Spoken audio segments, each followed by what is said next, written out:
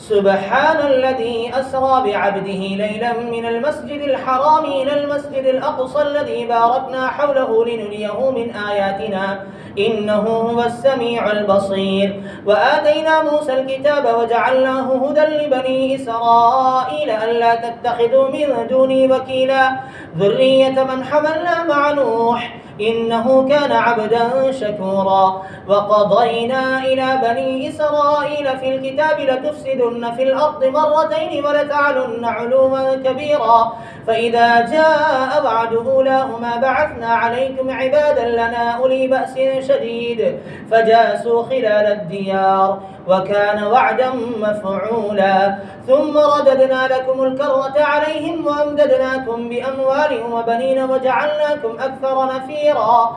إن أحسنتم أحسنتم لأنفسكم وإن أسأتم فلها فإذا جاء وعد الآخرة ليسوءوا وجوهكم وليدخلوا المسجد كما دخلوه أول مرة وليتبروا ما علوا تتبيرا.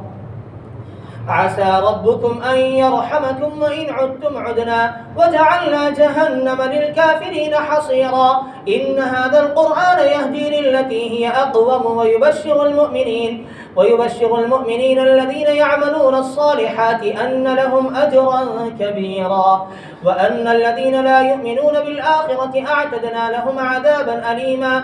ويدعو الإنسان بالشر دعاءه بالخير وكان الإنسان عجولا.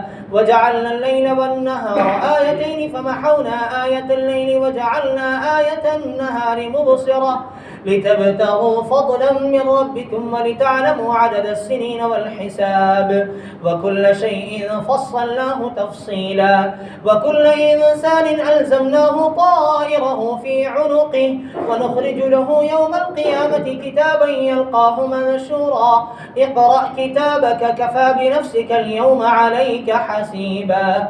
من اهتدى فإنما يهتدي لنفسه ومن ضل فإنما يضل عليها ولا تزر وازرة وزر أخرى وما كنا معذبين حتى نبعث رسولا. وإذا أردنا أن نهلك قرية أمرنا مترفيها ففسقوا فيها فحق عليها القول فدمرناها تدميرا. وكم أهلكنا من القرون من بعد نوح وكفى بربك بذنوب عباده خبيرا بصيرا. الله